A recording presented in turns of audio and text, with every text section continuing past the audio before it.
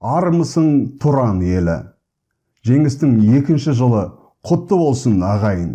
Өздеріңіз білетіндей, Азат қазақ аспанында қазақ тілін қорлаған Эйр Астана компаниясын сотқа беріп, осыдан дәл 2 жыл бұрын жеңіп шыққан болатынбыз. Сөзім бардың осы 4-ші бөлімде оқиға қалай болды, біз оларды қалай сотқа бердік, қалай жеңіп шықтық, процесс қалай жүрді, мәлімдеп айтатын боламыз. Мен осы әңгімені 2015 жылдан бастап орын алған кейбір сәтсіздіктерді де қосып айтатын боламын. Не қатысы бар деп ойламаңыздар, түсінетін боласыздар. Онда уақыт жоғалтпай бастайық. Мен Оғыз Доған. Елді қалған ізім бар. Қолдан қорықпас көзім бар. Рұқсат етсең, ей халқым, менің де айтар сөзім бар.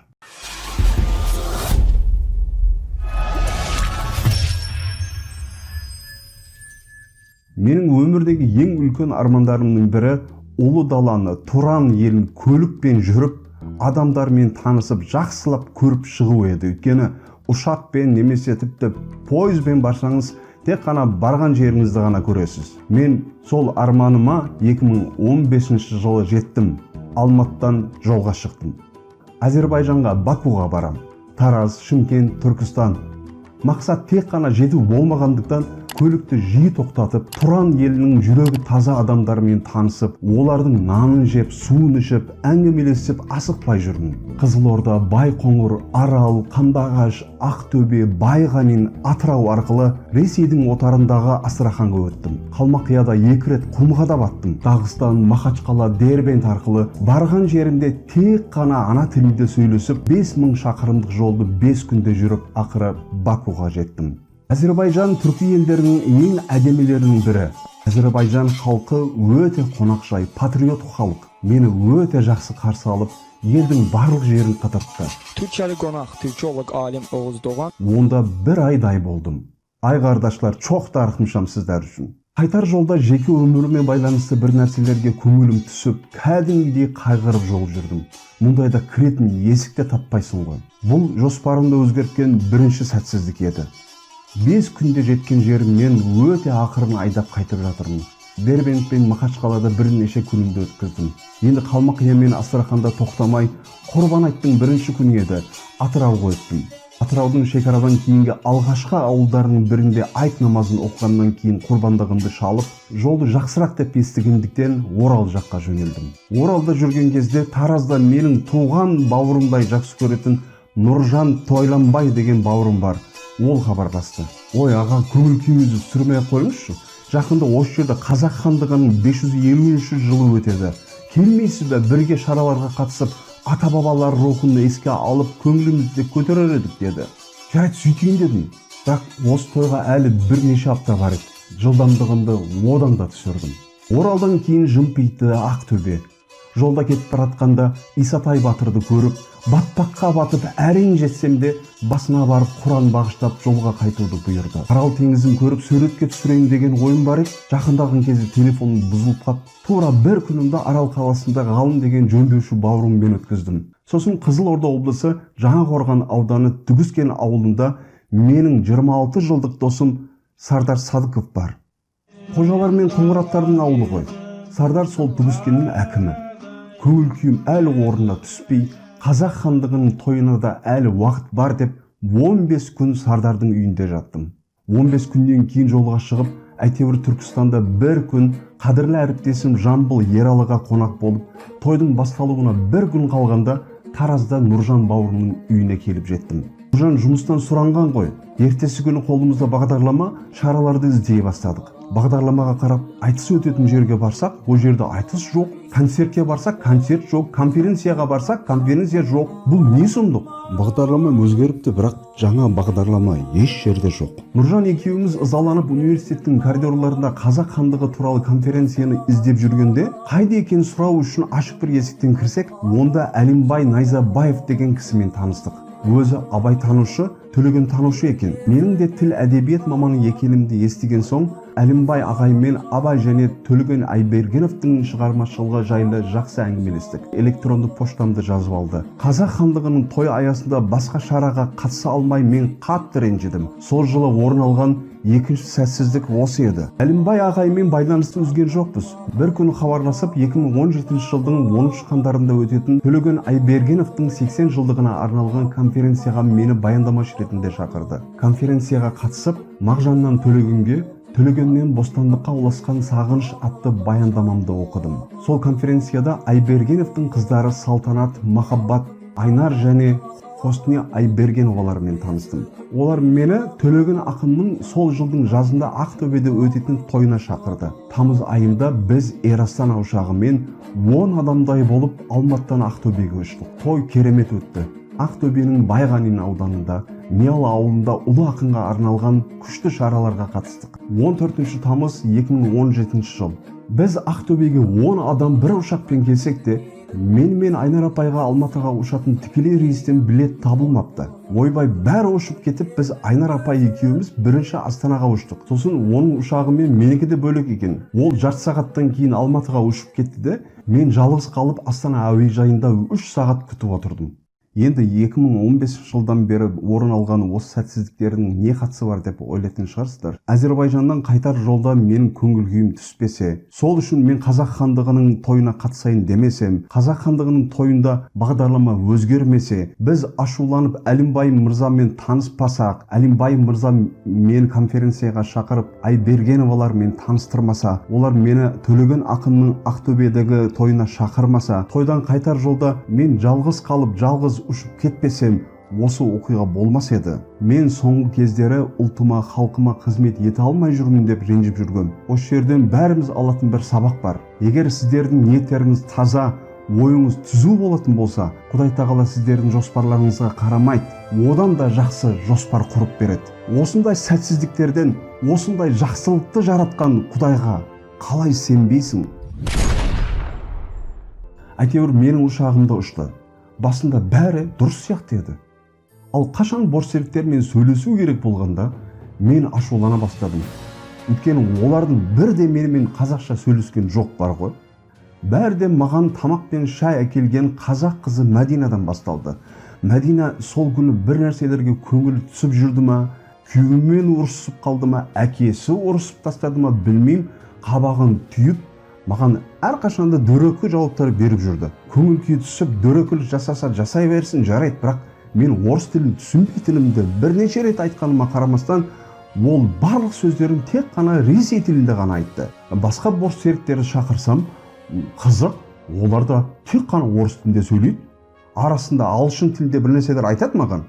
Бірақ мен екі тілді түсінбейтінімді, түсінсем де қазақша сөйлескім келетінін бірнеше рет оларға да айттым. Ұшақтағы экипаж мүшелерінің бәрі тек қана ресей тілінде сөйлеп, маған қазақша бір ауыз сөз айтпағаннан кейін, негізі ұшақ төмендеген кезде алдымыздағы үстелшені көтеруіміз керек қой. Мен оны әдейі көтерген жоқпын. Мен оларға айттым, бірде бір борышкер келіп маған қазақ тілінде, мемлекет тілде үстелшені көтеріңіз демейінше мен көтермеймін деп айттым. О жерде бір қызық нәрсе болды. Мен сол жағымда отырған орыс ұлтының өкілі жолаушы маған тоқтамай орыс тілінде бір нәрселер айтып отыр да. Көп ұлтты мемлекет, Қазақстан, сол үстелшені көтеруім керек дегендей сөздерді айтады, бірақ тоқтамай сөйлейді да. Өзіне соншалықты сенімді. Мен шыдай алмай айттым да оған да, енді сіздегі қандай сенім өзіңізге деген, маған орысша сөйлей бересіз ғой, мен түсінетін шығар деп ойлайсыз ба? Мен сізді түсінбеймін ғой дедім. Сосын экипаждың бастығы Екатерина деген қызметкер келді. Ол да маған тек қана орыс тілінде сөйлеп, қолындағы бір қағаздарды бетіме ура бастады. Енді бұл дөрекіліктің шектен шыққан жері еді. Сол кезде мен видеоға түсіре бастадым. Олар қаншалықты дөрекілік көрсетсе де, мен Қазақстанда қазақша қызмет алғым келетіннен басқа еш нәрсе айтқан жоқпын. Екатерина менің видеоға түсіргенімді көргеннен кейін полицияға хабарласыпты. Ұшақ қонғаннан кейін мені полиция қарсы алды. Полиция қызметкерлері мені ұстап алып, әуежайдың полиция бөлімшесіне апарды. Сосын барлық борышкерлер келіп, менің үстімнен шағым түсірді. Полиция маған 6800 теңге көлемінде айыппұл салды да, Айнар апай келіп, мені бөлімшеден алып кетті. Сол күні тек қана қазақша қызмет талап еткенім үшін болған оқиғаға қатты көңіл күйім түсіп, Салтанат апайдың үйінде жаттым. Түнде интернетке қарасам, ел шулап жатыр. Осы жерде видеоны алғаш таратқан Аман Мәмбетәлиев, Едіге Ахмет, Әлиби Ерсағун бауырларыма арнайы рахметімді білдіргім келеді. Шулаганда қалай намысы оянған қазақ халқы ең біріншіден қонақты ренжітіп, қазақ тілінде қызмет талап еткен үшін айыппұл салған не істесе, екіншіден атауында ұлттық деген сөз бар. Әуе компанияның ана тілдерін, мемлекеттік тілді қорлағанына енді шыдамаған еді. Міржақып 100 жыл бұрын оян деп жалынған қазақ халқы оянғанын мен сол күні өз көзіммен көрдім. Енді осы мәселе осы жерде қалмай, елдің ең қымбатты құндылығын, ана тілін қорлаған сұмырайларды сотқа беру керек еді. Атақты адвокат Абзал Құспан өзі хабарласты. Онымен сөйлесіп, мен үйіме қайтпай тұрғанда оған сенім хат қалдырып кетеміз деп шештік. Кейінгі күні Нұрғали Жүсіпбай бауырыммен болашақ қозғалысына барып, Дәурен Бабамұратовпен кеңестік. Болашақтың жастарымен Эйр Астанаға хат жаздықта, оны компанияға тапсыру үшін Абай КЗ порталының тілшісі Нұргелді Әбдіғаниге бердік. Сосын мен Бішкектегі үйіме қайттым. Бірнеше күннен кейін Әбекең Алматыға келіп, сенім хатты алып, Эйр Астана компаниясын сотқа беріпті. Іс Алматы қаласы Түрксіб аудандық сотында қозғалып, сот алғашқы отырыстың күні 10 айдың 10 күні сағат 10-да екенін білдірді. Отырыс күнін күтіп отырғанда сандары аз болғанмен кейбір шовинистер мен мәңгүрттер мен туралы өсек тарата бастады. Мен шетелдік екенмін, қазақ тілімен не шаруам бар екен, пиар жасайды екенмін. Тіпті Екатеринаның айтуы бойынша мен ұлтаралық араздықты тудырғысы келетін адам екенмін. Екатерина есімді бортсерік Оғыздоғанды ұлтаралық араздық тудыруда деп айыптады. Жүректегі пәк сезім әрқашанда жүрекке жетеді дейді ғой. Менің өзімді білгеннен бері қазақ халқына деген таза махаббатымды жүректерімен сезінген қазақтар ондайларға әрқашанда тиісті жауабын беріп отырды. Бірінші сот отырысы жақындаған сайын қазақ тіліне жау арандатушылар қазақтың ұлы ақыны Мұхтар Шаханов пен Роза апайды да маған қарсы қоюға тырысты. Роза апайдың жауабы сонау Павлодардан пойызға отырып Алматыдағы бірінші сот отырысына келу арқылы болды. Ол қазақ тілінің жеңісі болады. Мен соны айтып тұрмын, мен соны сезіп тұрмын. Сондықтан сіздер қазақтар осы тарихи сотта. Бірінші сот отырысына Эйр Астана келген жоқ. Мүмкін олар бізді шаршатамыз деп ойлаған шығар. Бірақ олар бір нәрсені ескермеген еді. Қазақ халқы өз тілдері үшін жұмылып, жұдырықтай болғанын олар білмеуші еді. Осы бірлігіміз туралы Түркияның баспасөзінде түркі бірлігі Қазақстаннан туып жатыр деп жазылды. Екінші отырыс үшін Қуат Ахметов Қостанайдан велосипедпен жолға шықты. Оғыздоған бауырымызға сәттілік тілейміз. Қостанайдан велосипедпен шықтым. Эйр Астана екінші сот отырысына келді.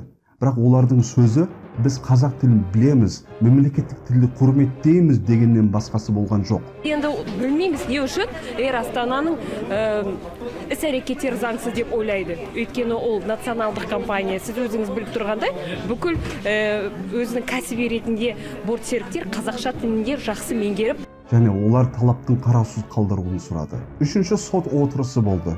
Біздің болашақ қозғалысында Эйр Астанаға жазған хатымызды жеткізем деп сөз берген бауырымыз не оны жеткізбепті, не жеткізсе де тіркетпепті. Эйр Астанаға хат жазғанымызды дәлелдей алмадық. Және өкінішке орай сот олардың өтінішін, талабын қанағаттандырып, біздің талабымызды қараусыз қалдырды. Түрксіб аудандық соты бұл істі қараусыз қалдыру туралы шешім қабылдаған. Сот ханым Эйр Астананың өтінішін қабылдады, талаптың қараусыз қалдырылуын сұраған. Бірақ біздің шаршайтын түріміз жоқ еді. Біз оларды қайтадан сотқа бердік. Біз қайтадан бастадық. Қазақ тілінің мәртебесін көк аспанда қорғайым деп көпшіліктің назарына ілінген Түркия азаматы Оғыздоған Эйр Астана әуе компаниясымен күресуді жалғастыруда. Қайтадан басталған сот ісінің алғашқы отырысы бір айдан кейін 22 қарашада өтетін болды. Сол отырыста біз мемлекеттік тілді қорлаған бортсеріктердің сотқа шақыртылуын талап еттік. Оғыздоғанның ісіне қатысты сотқа Эйр Астана компаниясының бортсеріктері шақыртылатын болды. Оғыздоған мырзаның талабы біздің бортсеріктеріміз қазақ тілінде жақсы білмейді, меңгермейді дегені ол дұрыс емес деп ойлаймын. Бұлай деді Эйр Астананың адвокаты. Міне сендерге жақсы мүмкіндік. Сотқа келесіңдерді, қазақша білетіндеріңді дәлелдеп, біздің өтірікші екенімізді көрсетіп бересіңдер. Келесі отырыс 4 желтоқсанда болатын болды. Біз 2 апта бар деп бәріміз әзілдестік. Осы 2 аптаның ішінде барлық бортсеріктер қазақша жаттап келетін шығар деп ойладық. Қайдағы? Ұятсыздар-ай, сот отырысына келіп, тек қана орыс тілінде сөйледі бар ғой. Қазақша кәсіби деңгейді білемін дейсің. Неге сол күні бір ауыз қазақша сөйлемедің деген сұраққа? Казахский язык, как вы говорите, на уровне профессиональном, почему вы ему на казахском не ответили? Потому что я еще раз говорю, со своей стороны я ему ответила на мировом языке, на котором я ответила. Орысша мировой язык екен. Шынымды айтсам, мен осы жауапқа қатты ашуландым.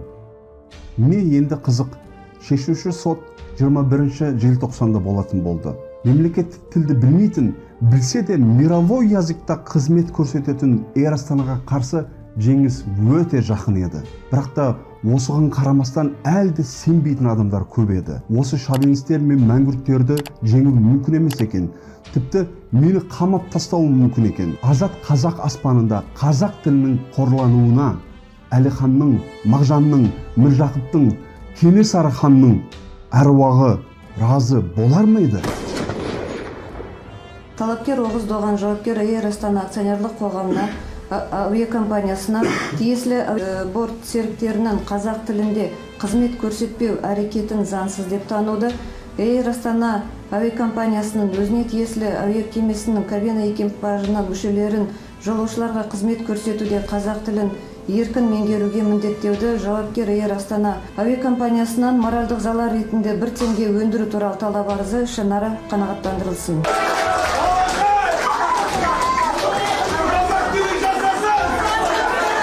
Осылайша қоғамда тіл жанашырларының дегбірін қашырған сот отырысы ақыры Оғыз Доғанның пайдасына шешілді. Эйр Астана борт серіктерінің тұтынушыға қазақ тілінде қызмет көрсетпеуі заңсыз.